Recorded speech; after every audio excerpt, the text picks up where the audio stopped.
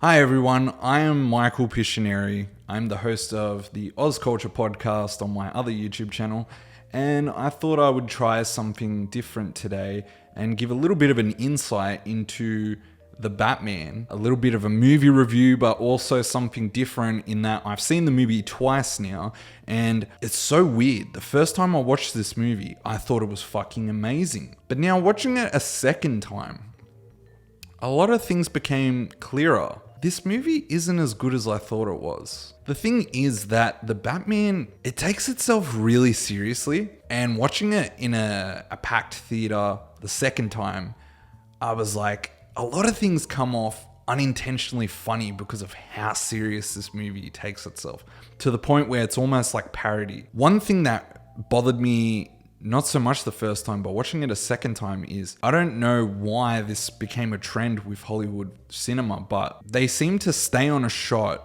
out of focus and slowly come into focus. There's someone that has a job called a focus puller, and their whole job is to make sure a film is in focus, or that the focus is changing, whatever the subject is, whether like it's got to change between the foreground and the background. But this film purposely has like 3 or 4 shots that stay out of focus for long periods of time. And I don't know why. They're not interesting shots. Casual moviegoers are thinking to themselves, what the hell is this? What am I looking at? The other thing is, as well, is the music's okay. Even in my podcast, there was a moment where me and a fellow guest were kind of like, oh, the music was really cool. In the Batmobile car chase scene, the music is really great. But the rest of the movie, there's nothing really special or flashy. And maybe another thing that's changed my perspective this time is watching old Batman films, like revisiting the Michael Keaton movies. The music by Danny Elfman is so much more iconic. There's just an epicness to them that's different, but it feels more unique. It feels more like you can remember it. That music is so it's so iconic to me. I love it. Whereas this, it's just... The other thing I don't like about the movie is that Bruce Wayne is barely in the film. It's hard to connect with him because it is just Robert Pattinson in the suit for most of the film. It's different, I'll give it that. And it would have been a big gamble to do this. But I constantly was like, I wanted more Bruce Wayne scenes to understand Bruce Wayne more. And this film doesn't give you that. The film also has one scene with Alfred, and it's just such a cliched, typical, even the lines are like, you're not my dad. And then later something happens to Alfred and it's like, we're meant to care just because we saw Alfred for 2 minutes in the first hour of the movie. All of a sudden now we're meant to care. Mind you, Andy Serkis is really good with what he does. Not that he's given a lot to go off, but he's incredible. I just felt it was a disservice to him. And for a film that's 3 hours long, you'd think that there'd be a bit more fleshed out between that relationship, since that is a very important relationship. The other thing as well, watching the movie a second time, I remember the first time watching it, I felt like Selena Kyle, Catwoman, was pretty good. But the second time watching it, I did not care for her story. I didn't care for what she was going through. The whole movie reeks of just not really that fun. There's one scene in the movie that feels fun, but once it's done, it's like, that's it. That's the fun of the movie gone. I understand going a darker route, but you should still have some fun moments. Will you be wanting the back pod, sir? Middle of the day, Alfred? Not very subtle. The Lamborghini, then. Much more subtle. The other thing that really was very apparent the second time watching the film is the way that the story flows is very dull. There's scenes where you're thinking to yourself, that didn't need to happen. That added nothing. There was no reason for it. For example, there's a scene when Bruce is kind of like stalking and following Selena Kyle to work out her stuff. He's got like a binoculars, he's watching her, she leaves, goes to the Iceberg Lounge, and then follows her, finds her robbing some place. They have a fight, then they go back to her apartment. And you feel like the movie puts roadblocks when it could just go straight to the most simplest spot. Just overall, there's so much unnecessary shots and stuff that just really don't need to be in the movie. The other thing is that the film wants to try and be hyper realistic and grounded, but then have these weird moments where it's very hard to understand or stay within the realism that the movie's trying to set up. For example, and I did mention this in the podcast, but it's really annoying. There's a scene when a guy has to drive his car through this funeral that's happening, comes out, he's got a collar attached to his neck with a bomb. In this scene, Bruce Wayne is at the funeral, guy comes out, there's so many shots of Bruce just staring at shit, and it doesn't add to anything. It just delays and slows down the movie, and I don't know why they want to do it. I don't know why they care. People in the audience are like, get on with it. Hurry the fuck up. I know people's attention spans are a lot worse than it probably used to be. But even then, I feel movies like The Dark Knight, nothing's wasted. But it's also got to make sense to the story. When we come back to this setting, we see Batman walk out like a snail, as slow as can be. So slow. Why? This dude has a bomb attached to his neck. Hurry up. You are meant to save this dude. You are meant to find out what is going on. Why are you so slow? So that takes you out of it. But then also, the bomb goes off. Oh, yeah. Batman's like this close to I you. know, Yeah. right? Yeah. I thought he My, died. yeah, my suspension of should've disbelief died. only goes so far. Even I was like, come on, man, he has to be shown visible scarring. Like even in the Arkham games, as you progress through the story, you can see his bat suit is getting like ripped. You know, It wouldn't be a big deal if the world was set up to be like a Marvel movie where that shit happens all the time.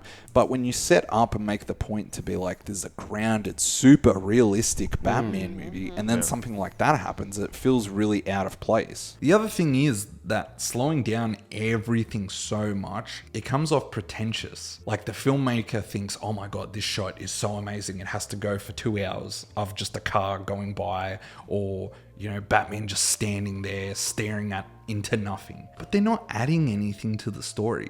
It's just a cool shot at the end of the day. It's way more frustrating the second time you watch it, because the first time it's the spectacle of seeing the movie and you're like, oh wow, but everything looks so cool. But when you watch it a second time, you notice this more. The other thing is, apparently Riddler talks to someone in the cell next to him. We don't know who it is. It's been confirmed it was Joker. And I just think to myself, why does it have to be Joker? Why does Joker have to be in everything? I don't want to see another actor play Joker.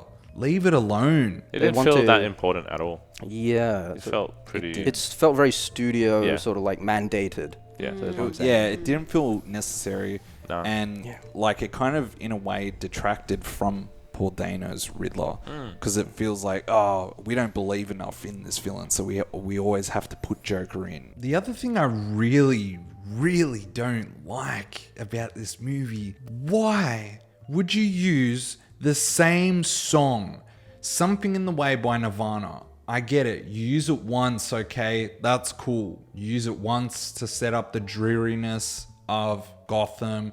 It's very like depressing, very depressing song, right? But I get it. The director has even said Robert Pattinson, that look is what he was going for. What if like Bruce Wayne was Kurt Cobain? So I get that. Why do we have to hear it again later in the film, near the end of the movie? It's so lame hearing the same song be played again at the end of the movie. Like seriously, you could not find another song to play. You guys at Warner Brothers couldn't buy and purchase the rights to another song. Music scores, it's fine. We get it. We hear variations. But to hear the exact same song is just piss weak in my opinion. And it was really cheesy hearing it the second time. It added nothing to the moment. People might be like, oh, why does it bother you so much? Because it's not necessary. It didn't add anything. It just felt cheesy. Like, whoa, look how cool and depressing this Batman is. We got Nirvana. The other thing is Commissioner Gordon's character. This is Commissioner Gordon, the whole movie. oh my god, that's Coulson. Jesus Christ, son of a bitch, what a crazy bastard this is. He doesn't add anything. He's just there with his gun like, oh my god. Commissioner Gordon in The Dark Knight, you actually feel like Commissioner Gordon is doing stuff.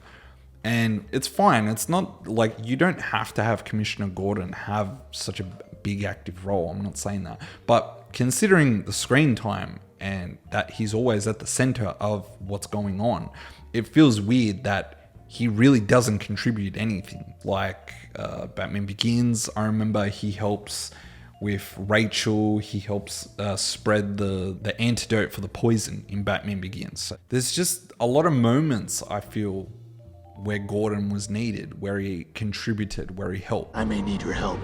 What do you need? Can you drive stick?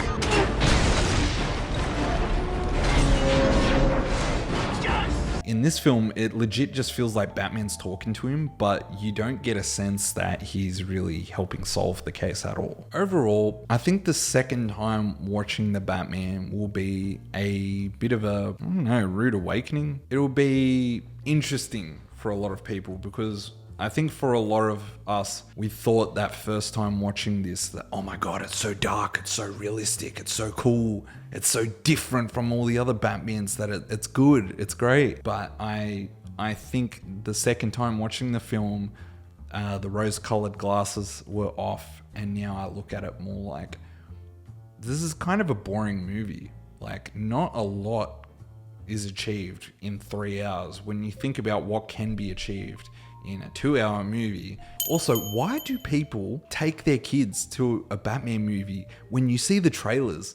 Does that look like a movie that you bring your kids to? What the hell is wrong with these people? You notice that they get away with a lot considering the rating. It's so dark and so gritty. They're talking about drugs and kingpins and underworlds, and bloody the movie opens with the Riddler bashing someone's head in from behind. Why would you bring a kid to this? Anyway, that's my thoughts on the film. Let me know what you think, guys. Am I like way off? Or have you seen the movie a second time and you thought, you know what, I appreciate the movie even more? Maybe you've only seen it once and you still think, you know, it's really great. And that's cool, man. That's your opinion. You're allowed to have an opinion. No one has to agree with me. This is just what I noticed watching the film a second time. If you want to see my full podcast review, spoiler review, it's at the Oz Culture Podcast on my other YouTube channel. And for now, that is it, guys.